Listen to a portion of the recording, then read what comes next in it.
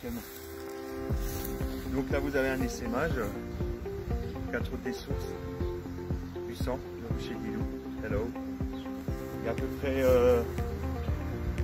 30 000 abeilles là. Donc vous avez une ruchette, on va secouer l'essaim dans la ruchette en espérant que la reine s'intègre. Vous verrez le phénomène, normalement si la reine est à l'intérieur, les autres abeilles vont la suivre. Donc là vous avez une autre partie qu'on va aussi intégrer par la suite de l'essaim. Elles sont beaucoup plus calmes hein, maintenant, donc l'essaim a mis à peu près 10 minutes, un quart d'heure à se mettre en place. On va attendre encore 2-3 minutes pour qu'elle soit vraiment calme et après on va intervenir pour récupérer l'essaim. Alors là, je suis équipé toujours de l'enfumoir au cas où, plutôt l'enfumoir va me servir de, va me permettre d'accélérer l'entrée de l'essaim dans la ruche. Donc là je vais mettre la ruchette.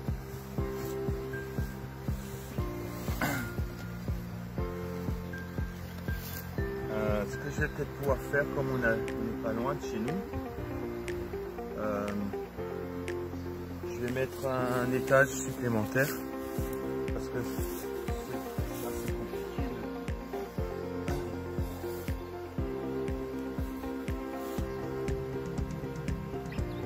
Ah, il est là la reine. Il est là la reine.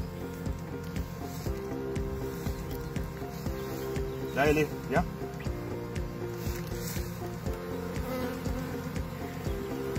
Ça c'est rare. Elle est en train de voler. Là elle rentre. Je vais laisser montrer, je vais secouer. Attention, tu filmes. Attends. Attention. Attention. Oui. Ouais, c'est assez impressionnant. Hein.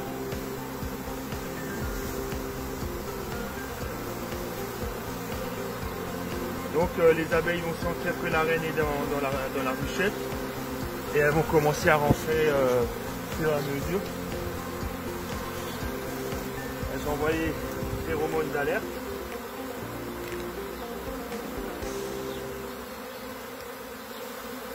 Voilà.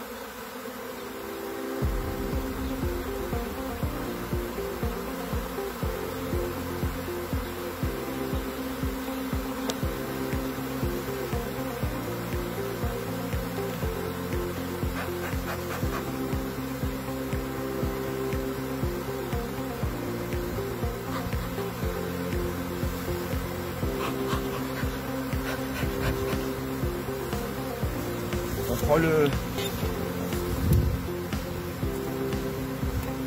cadre, enfin plutôt le toit. Ça va permettre de ventiler un petit peu par le bas aussi. Comme il y a de l'air haute, elles n'arrivent pas à bien envoyer les phéromones. Voilà. Donc c'est quand même un sacré état. La reine elle est dedans, j'ai chopé avant avec la main. Il va falloir peut-être que je fasse une autre technique, c'est-à-dire je vais poser la ruchette et je vais secouer le reste de l'essaim.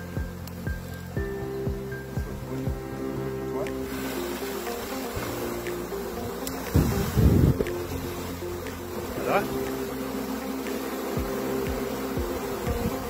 Attends, je vais parler un peu.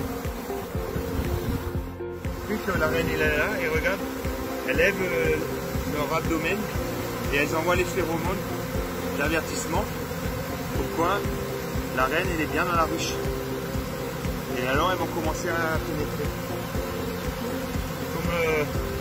Comme les moutons, elles se suivent mutuellement. Là je vais nous récupérer les abeilles.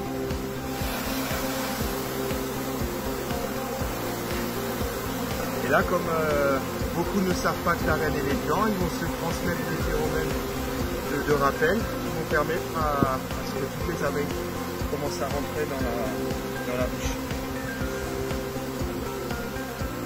Là, pourquoi elles reviennent sur la branche? C'est parce qu'il y a des phéromones qui sont encore sur les feuilles et sur les branches.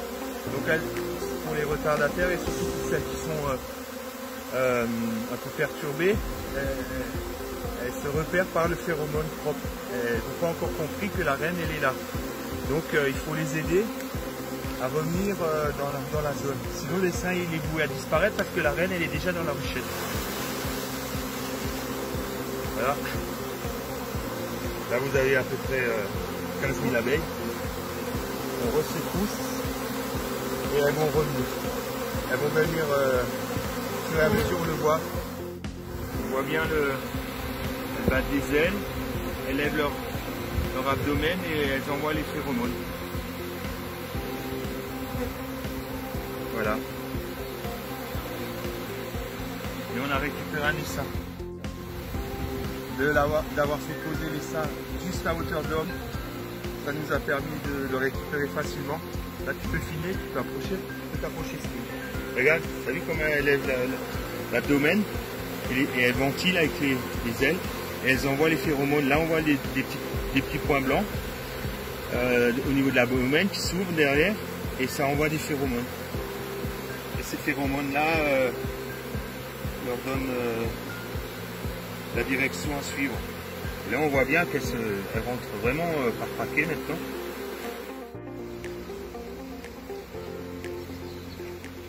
Là on peut toucher la main, on voit bien que ça dégage de la chaleur, mais elles sont vraiment pas agressives. Elles piquent pas, elles sont un peu perdues forcément, c'est un traumatisme pour les abeilles de quitter une ruche comme ça et de repartir dans une nouvelle direction dans l'objectif de recréer un nouveau nid. Parce que là maintenant, ce qui se passe, elles sont en boule, l'essaim est en boule, et elles attendent les éclaireuses, elles vont revenir vers l'essaim, et c'est les éclaireuses qui vont leur donner le point de départ pour partir sur un endroit qui est favorable à la construction d'un nouveau nid. Et là, si on ne serait pas intervenu d'ici 2 heures, 3 heures, ces fameuses éclaireuses auraient donné l'information à l'essaim et ils seraient repartis.